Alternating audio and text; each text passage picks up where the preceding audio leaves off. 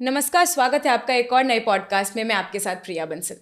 इस मतलबी दुनिया में सब मतलब के साथी हैं, लेकिन आज हम आपको एक ऐसी शख्सियत से मिलवाने वाले हैं जो मतलब के साथी नहीं है, जिन्होंने लोगों के लिए क्या कुछ नहीं किया है। स्वागत है आपका धर्मेंद्र जी बहुत ज़्यादा हमारे पॉडकास्ट में। Thank you ma'am. Dharmendra ji, इस वक्त हम बात करें दुनिया की तो अपने खुद के ही अपने नहीं होते, और आप पराए होकर भी लोगों के अपने हैं। कैसे? नमस्कार प्रिया जी।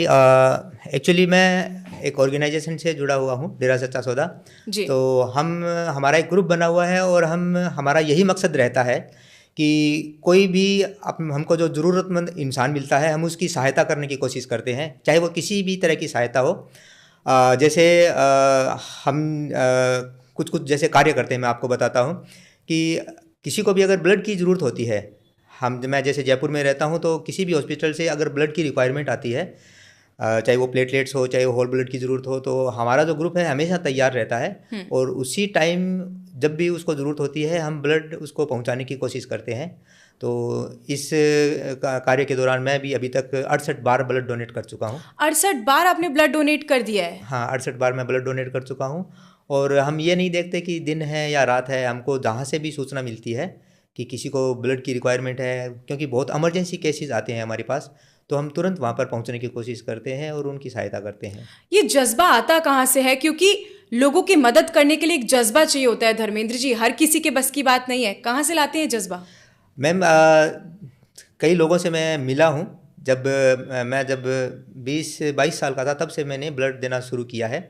तो पहली बार जब मैंने ब्लड डोनेट किया तो मैंने देखा जिस परिवार को मैंने ब्लड दिया था पेशेंट को, तो उस परिवार के जो मेंबर थे बहुत खुश थे और वो मेरे को इतनी दुआएं दे रहे थे और मुझे ऐसा फील हो रहा था कि शायद मैंने एक जान बचा ली है, एक जीवन दान दे दिया है। तो मुझे बहुत अच्छा लगा और जिस तरह से वो मेरे को आशीर्वाद दे रहे थे, मेरे को दुआएं दे रहे थे, तो मेरे को बहुत अच्छा लगा। और फिर मुझे लगा कि करना चाहिए ऐसा, क्योंकि जब हम किसी को महसूस करते हैं, उनके साथ जब हम मिलते हैं, तब हमें एहसास होता है कि हमने कितना बड़ा काम किया है, कितने पुण्य का काम किया है। तो मैं जब भी ब्लड डोनेट करता हूँ तो मुझे हमेशा यही एहसास होता है कि वास्तव में मैंने फिर एक जीवन दान किया है, जीवन बचा लिया है मैंने। और मुझे उनसे जो ब्लेसिंग्स मिलती है, जो मेरे साथ जो वो बात करते हैं, उनके जो खुशनुमा मैं चेहरे देखता हूँ, तो मुझे लगता है कि उससे बढ़कर मेरे लिए और कुछ भी नहीं है। क्योंकि एक जिंदगी बचाना सबसे बड़े काम होता है। मतलब कहते हैं पुण्य का काम ही सबसे बड़ा यही है कि आपने किसी की जान बचा ली है। धर्मेंद्र जी, आपका नाम धर्मेंद्र नहीं, आपका नाम होना चाहिए समाज सेवी धर्मेंद्र जी। थैंक तो यू। बिल्कुल धर्मेंद्र जी, मैंने सुना, जब मैं अपनी टीम से बात करी थी उन्होंने भी मुझे बताया, बाकी भी पहले जो है मैंने चर्चा करी थी अपने लोगों से, तो उन्होंने बताया कि आप जो लड़कियां होती हैं, कुंवारी लड़कियां, उनकी शादी भी करवाते हैं और मदद भी करते हैं उन सब चीज़ों में भी। हाँ, मैंने जैसे आपको बताया कि जी। कोई भी हमको ज़रूरतमंद मिलता है, हम जिस तरह से भी उसकी सहायता कर सकते हैं हम करते हैं। जी। फॉर एग्जांपल, जैसे आपने अभी बात करी कि गरीब लड़कियों की शादी करवाना, तो हमको लगता है कि कोई नौजवान लड़की है और उसके गरीब परिवार है, तो हम उसकी यथासंभव सहायता करते हैं, पैसों से मदद करते हैं उसके, और जो भी सहायता बन पाती है हम हमारे जो डेरा सच्चा सौदा ग्रुप है उसकी तरफ से जो भी हम मेंबर्स हैं मिलके उसकी सहायता करते हैं। और बाकी ट्री प्लांटेशन बहुत लार्ज स्केल पे करते हैं। 15 अगस्त के दिन लगभग लाखों की संख्या में जो ये सेवादार हैं ये पेड़ लगाते हैं, तो हम भी उसका एक हिस्सा है। तो पेड़ लगाने के बाद ये नहीं है कि पेड़ लगा के छोड़ दिया, उसकी जब तक वो बड़ा नहीं हो जाता उसकी पूरी सार संभाल भी करते हैं एक बच्चे की तरह।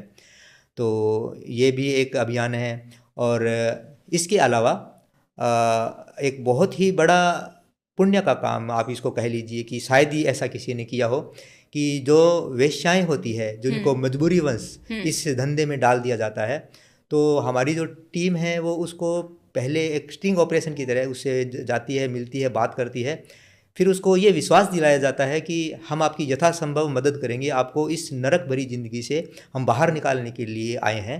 तो जब वो कन्विंस हो जाती है पूरी तरह से, तो फिर हम उसको लेके जाते हैं, उसका प्रॉपर इलाज करवाया जाता है अगर ज़रूरत है तो, और उसके बाद उनकी शादियां करवाई जाती है, अच्छी फैमिली में शादी करवाई जाती है। अगर उनके बच्चे हैं तो बच्चे भी स्वीकार करती है जिनके साथ जो इनकी शादी किससे करवाई जाती है? मतलब कौन लोग होते हैं वो? यही हमारा डेरा सच्चा सौदा के जो सेवादार होते हैं, इन्होंने प्रण कर रखा है, मतलब फॉर्म भी भरा हुआ है कि हम ऐसी लड़कियों के साथ शादी करेंगे जिनको समाज गलत नज़र से देखता है या मजबूरीवश जो इस धंधे में चली गई है, तो हम प्रण करते हैं कि हम ऐसी लड़कियों के साथ शादी करेंगे।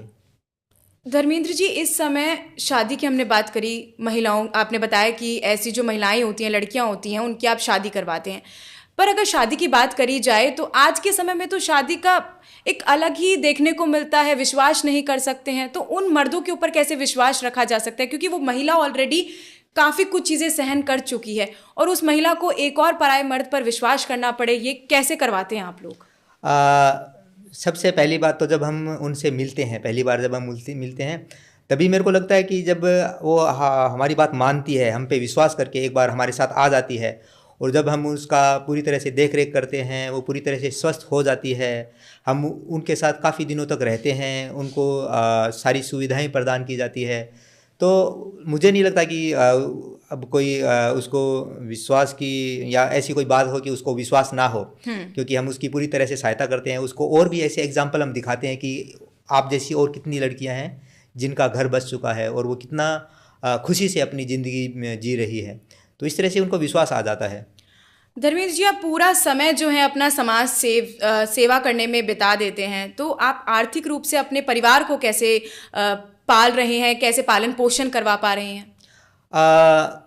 देखिए, मेरी ज़िंदगी का लक्ष्य है, जब मैं थोड़ा सा अपना कैरियर की तरफ आया था, तो मेरे अंदर ऐसी भावना थी कि मैं अपना ज़्यादातर टाइम समाज सेवा के लिए ही निकालूंगा।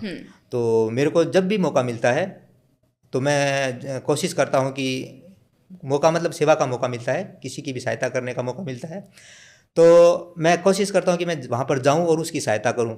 अब बाकी ईश्वर जानता है कि मेरे बाकी काम कैसे बनते चले जाते हैं, वो ईश्वर, मुझे विश्वास है कि वो ईश्वर खूब बनते ऐसे चले जाते हैं धर्मेंद्र जी, क्योंकि आप मदद कर रहे हैं लोगों की, वो लोग आपको आशीर्वाद दे रहे हैं। हाँ, यही है कि जो लोगों की दुआएं हैं, जो आशीर्वाद है, उनकी वजह से मेरे रास्ते अपने आप बनते चले जाते हैं। कभी कोई परेशानी नहीं आती है, और परिवार में बहुत खुश हैं हम।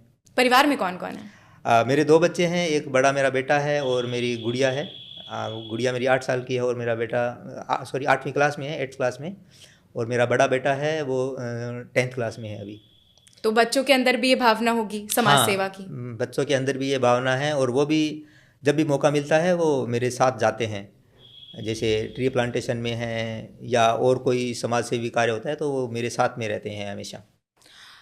आप मुख्य मध्यम लोग जो होते हैं उनकी भी मदद करते हैं, जो थोड़े से मेंटली स्टेबल नहीं होते हैं, घर अपना छोड़ देते हैं, रेलवे स्टेशन पे चले जाते हैं, कोई फैमिली उनको निकाल देती है, उन लोगों की भी आप मदद करते हैं? हाँ, ये भी हम करते हैं कि आपने देखा होगा कि जो रेलवे स्टेशन वगैरह पे जो ऐसे मंदबुद्धि लोग होते हैं और कोई सहारा नहीं होता है उनका, मतलब समाज भी उनको एक तरह से नकार देता है, और पता नहीं किस तरह की जो नरक जैसी ज़िंदगी वो जी रहे होते हैं। सड़कों पे ही सो जाते हैं, जो मिलता है खा लेते हैं, नीचे गिरा हुआ कचरे में से उठा के खा लेते हैं, तो बहुत ही दयनीय ज़िंदगी होती है उनकी।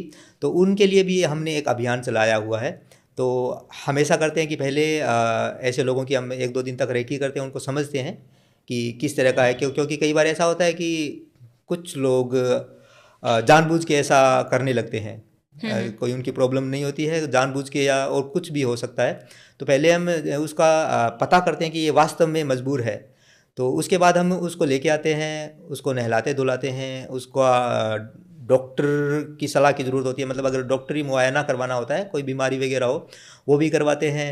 फिर हम धीरे धीरे उसके साथ घुलते मिलते हैं, फिर पता करते हैं कि कहाँ का रहने वाला है, क्या प्रॉब्लम है। सारी चीज़ें पता करने के बाद जब हमको कहीं से लगता है कि इसके घर परिवार का पता चल रहा है, तो हम उसके परिवार तक उसको ले जाने की कोशिश करते हैं। और हम ऐसे कई लोगों को मिलवा चुके हैं उनके परिवारों से, और उसके बाद जो देखने को खुशी मिलती है ना, मतलब वो कहने सुनने से परे है। अभी फ़िलहाल ही 10-15 दिन पहले हमने एक मंदबुद्धि व्यक्ति को उसके परिवार से मिलाया। वो 20 साल से लापता था, 20 साल से अपने परिवार से दूर था वो, और हमको एक गली में वो पड़ा हुआ मिला। हमने उसको 2-3 दिन तक खाना खिलाया, फिर उसको नहला धुला के डॉक्टरी चेकअप करवाया गया, तो पता चला कि उसके अंदर हीमोग्लोबिन ही बहुत कम था, 4 ग्राम ही बचा था।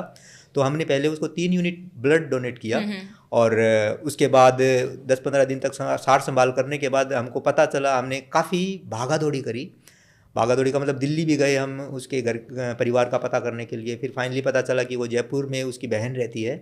तो फिर कहीं से नंबर भी मिला हमको, फिर बात करवाई, उसकी वीडियो कॉल पे बात करवाई, फिर हम उसके घर ले जाके और उसके परिवार को सौंप दिया। तो बहुत खुशी हुई। 20 साल के बाद उस जो एक व्यक्ति है अपने परिवार से मिला था, और 20 साल तक पता नहीं उसने कितने दुख सहे थे, कैसी नरक भरी ज़िंदगी उसने जी होगी। मैं सोच भी नहीं सकता कि 20 साल उसने कैसे निकाले होंगे सड़कों पर। रोंगटे खड़े हो जाते हैं सुनने से कि एक अपने परिवार से छिन गया और 20 साल बाद अपने परिवार से आप लोगों ने मिलवाया है। और हम भी कामना करते हैं कि आप ऐसे अपना काम करते रहें, ऐसी आपकी टीम आगे बढ़ती रहे।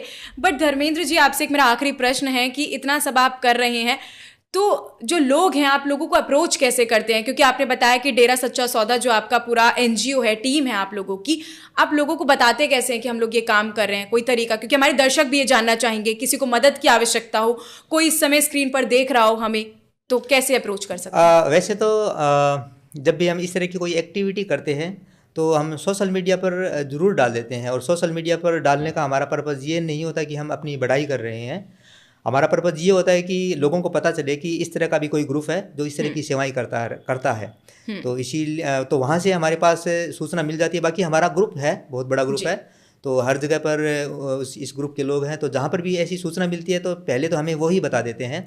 और बाकी जो ये सोशल मीडिया के थ्रू सबको पता चलता ही है कि ये जो ग्रुप है वो इस तरह की सेवा करता है, तो हमें इन्फॉर्मेशन मिल जाती है। चलिए, बहुत बहुत शुक्रिया। धर्मेंद्र जी, आपकी एजुकेशन की अगर हम बात करें तो आपने क्या कुछ पढ़ाई की हुई है?